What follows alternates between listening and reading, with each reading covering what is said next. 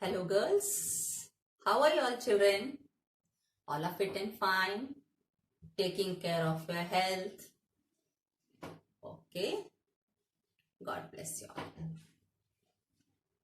Students, you are welcome for the history class. Children, in the previous session, you had heard about Chishti saints who led a simple life.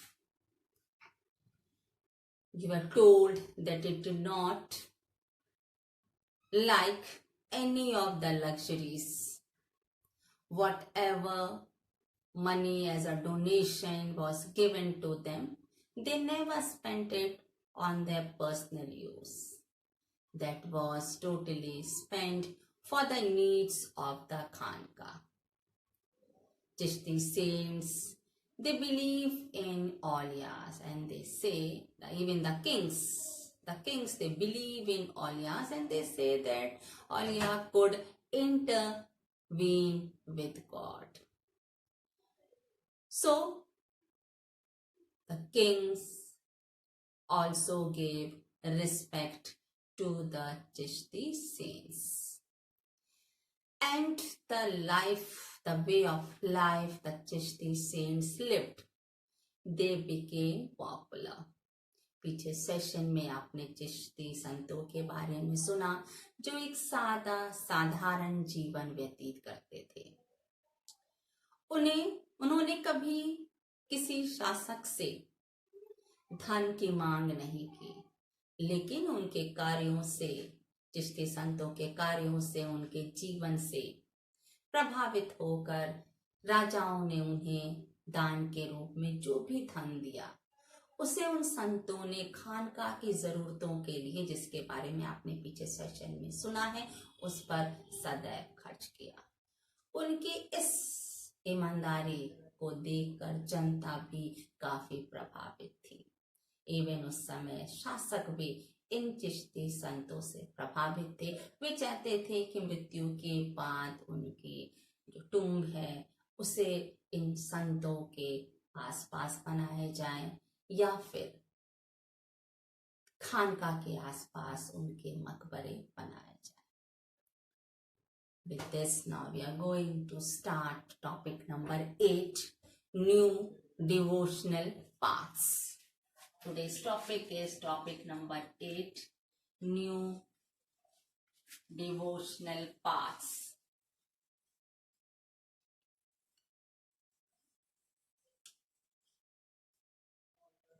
Our today's topic is new devotional paths, Naveen Bhakti Panth. Children, you have heard that the poets, they always try to express the feeling. They always try to picturize the society of the past in their poems. So here also it's mentioned that the poet saints, they wanted to clearly explain the society in the form of dialogue with the new situation. नवीन सामाजिक परिस्थितियों, विचारों और संस्थाओं के साथ उन संत कवियों ने स्पष्ट रूप से कभी सांकेतिक भाव में और कभी संवाद के रूप में अपने काव्यों द्वारा समाज का वर्णन किया। In the same context, under this topic, you will be reading about 3 influential personalities. इसी परिप्रेक्ष्य में इस टॉपिक नंबर 8 में नवीन भक्ति पंथ के अंतर्गत आप 3 महत्वपूर्ण व्यक्तित्व के बारे में सुनेंगे।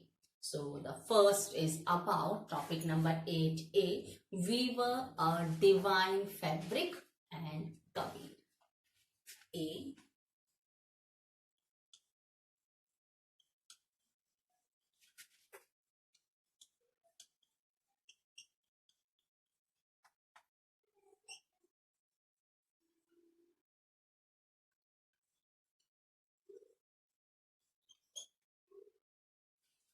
Topic number 8A, the first personality about whom you will be listening now, it is about Kabir, who is known as a divine fabric.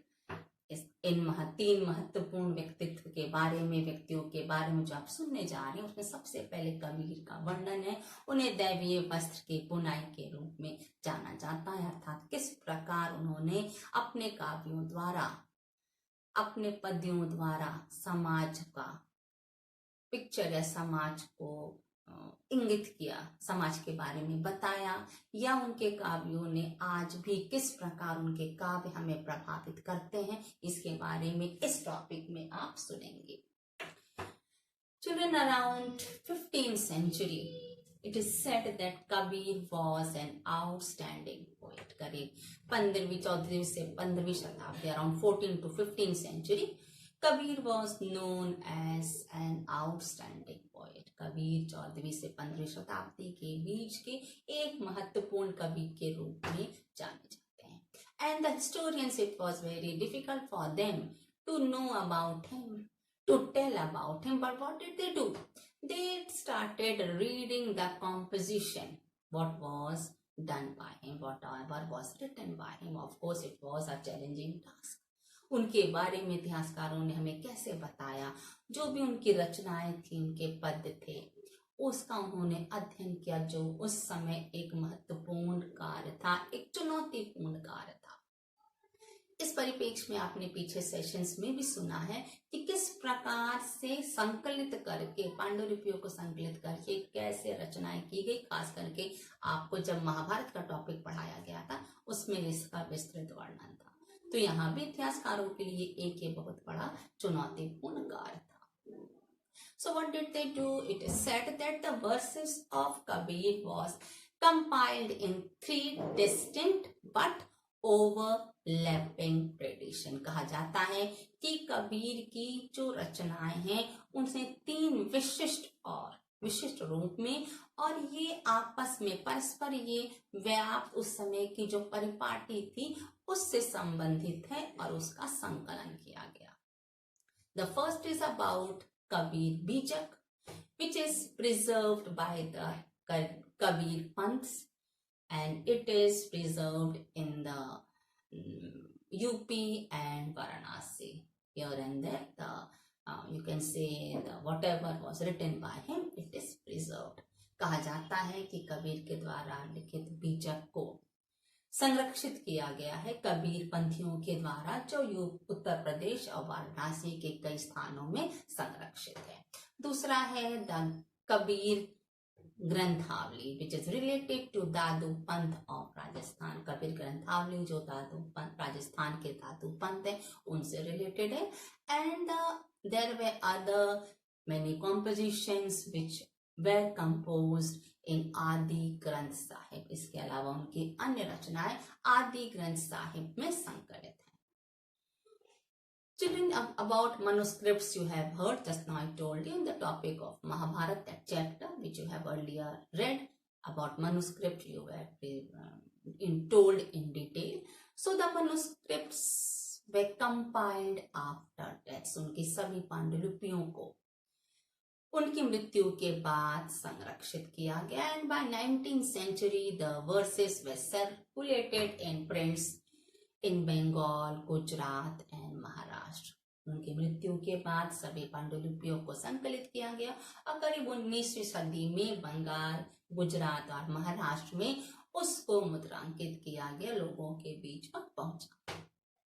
And it is said that Kabir's poems are written in several languages. जैसा आपने पीछे भी कई संदर्भों में सुना है कि जो रचनाएं थी वह कई भाषाओं में लिखी गई थी. न केवल कबीर बल्कि अन्य संदर्भों में भी आपने सुना है कि जो रचनाएं होती थी उसे कई भाषाओं में लिखते थे, खास करके स्थानीय भाषा का प्रयोग करते थे, जिससे वह जनसाधारण के लिए ग्राह्य हो.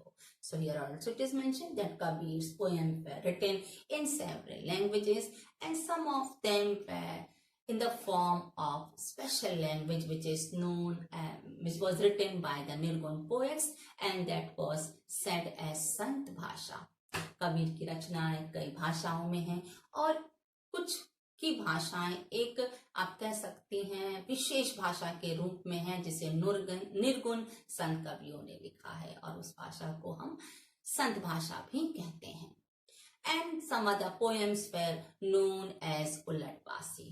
कुछ और भी रचनाएं हैं जिन्हें हम उलटबासी कहते हैं, जिसका अर्थ है उल्टी कही उक्तियों के नाम से हम जानते हैं। जिस किस्म के बारे में बच्चों आपने अपने हिंदी सब्जेक्ट में विस्तार में पढ़ा होगा। Another feature of Kabir's poem is that he describes ultimate reality। कहा जाता है कि उनके कविता का एक और विशेषता है कि वह परम सत्य का वर्णन अनेक परिपाटियों का सहारा लेकर करते हैं। And he describe the ultimate reality as Allah, Khuda, Pir, हजरत। उन्होंने उस समय की समाज में व्याप्त अलग अलग परिपाटियों का सहारा लेकर अपनी कविताओं में समाज का दृश्य चित्रित किया। And he also used the terms from Vedantic traditions such as alak means unseen, adrishya, निराकार formless, निराकार जिसका कोई रूप ना हो, and brahman etc. Sometimes it is said that the poems which were written by Kabir, they were sometimes in diverse and conflicting ideas। कहा जाता है कि उनके द्वारा जो रचित कविताएं थी वह विविध रूप में थीं, उनमें विविधताएं थीं, साथ ही साथ उनमें विरोधात्मक विचार भी व्यक्त थे, स्पष्ट होते थे। Because sometimes the poems speak in Islamic idea and they used to use the word, you can say monotheism was explained in his poem, in which we can say it was to attack Hindu polytheism, means एकेश्वरवाद का वर्णन किया गया। तो इसके विपरीत बहुदेववाद पर भी आप कह सकती हैं, बहुदेववाद या मूर्ति पूजा का भी खंडन किया गया। Now the question is that whether whatever poems were compiled, whether all were composed by Kabir। कहा जाता है विभिन्न पांडुलिपियों में जितनी पांडुलिपियां थीं उनका संकलन किया गया, क्या वे सारी कबीर के द्वारा ही लिखी गई। Whether all the poems were composed by Kabir। It is a question that whatever composed as a poem, whether all were written by Kabir। For this, the scholars tried to analyze the language, style and context to find out that whatever was found, whether those verses were written by Kabir। इस बात का उत्तर देने के लिए कि जितना कुछ पद्य के रूप में प्राप्त हुआ, क्या सारा कुछ कबीर दास के द्वारा लिखा गया। इसके लिए विद्वानों ने क्या किया, उन्होंने उन पदों की भाषा शैली, विषय वस्तु का अध्ययन किया और इस बात को जानने की कोशिश की कि कौन से पद्य हैं जो कबीर के द्वारा लिखे गए। It is also said that the poems written by Kabir, they were the source of inspiration to those who question social institution and religious practices in search of divine। कहा जाता है कि जो भी पद कबीर के द्वारा लिखे गए वे उन लोगों के लिए प्रेरणा के स्रोत थे जो लोग सत्य की खोज में समाज में व्याप्त रूढ़िवादी परंपराओं को प्रश्नवाचक दृष्टि से देखते हैं। अर्थात समाज में जो कुछ भी हो रहा है कहीं ना कहीं रूढ़िवाद दिखाई देता है, तो उनके मन में ये विचार आता है कि ये जो परंपरा है क्या ये होनी चाहिए या नहीं, किस परिप्रेक्ष्य में इस परंपरा का पालन किया जा रहा है। And children, there is also a debate on Kabir that whether he was Hindu or Muslim by birth। एक और विवाद का विषय कबीर के लिए है कि क्या कबीर दास जन्म से हिंदू थे या मुसलमान। So according to Vaishnav tradition, it is said that he was a born Hindu, but he was raised by a poor Muslim family who were weavers and recently they converted to Islam। कहा जाता है वैष्णव परंपरा के अनुसार कि कबीर दास जन्म से हिंदू थे, लेकिन उनका पालन पोषण एक जुलाहे दंपत्ति ने किया जो मुसलमान धर्म को मानते थे और हाल ही में ही उन्होंने इस्लाम धर्म को ग्रहण किया था। इसके साथ ही साथ ये भी कहा जाता है that Kabir was initiated by गुरु रामानंद। कबीर को भक्ति मार्ग दिखाने का काम गुरु रामानंद ने किया। Then if it is said that he was initiated by Guru Ramanand, it means both were contemporaries. So it is very difficult to prove. If it is proved, it means they both lived very long. यदि ये proof कर दिया जा रहा है कि कबीर को भक्ति मार्ग रामानंद गुरु ने दिखाया, यानी कि दोनों की जीवन, उनकी मृत्यु करीब आसपास के ही समय में हुई। काफी लंबी आयु तक उन्होंने अपना जीवन इस पृथ्वी पर व्यतीत किया। But it is also said that Kabir used Guru and Satguru in his poems. कहा जाता है कबीर ने गुरु और सतगुरु जैसे शब्दों का प्रयोग भी अपने काव्यों में किया, but he never mentioned any specific name. लेकिन उन्होंने इस परिप्रेक्ष्य में किसी विशेष नाम को नहीं रखा।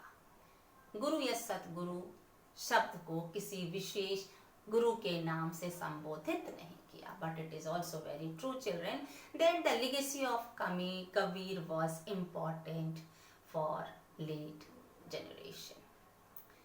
ये बिल्कुल सच है कि कबीर ने विरासत के रूप में आने वाली पीढ़ी को अत्यंत महत्वपूर्ण बातें बताई, शिक्षाएं दी। आज हम और आप जब भी कबीर के दोहे पढ़ते हैं तो हम पाते हैं कि वह पूर्ण रूप से हमारे दैनिक जीवन से संबंधित है, जिससे हमें शिक्षा मिलती है, हमें नैतिक शिक्षा मिलती है, जिसकी आज के इस युग में बहुत अधिक आवश्यकता है। Clear children? Thank you class. Have a nice day children.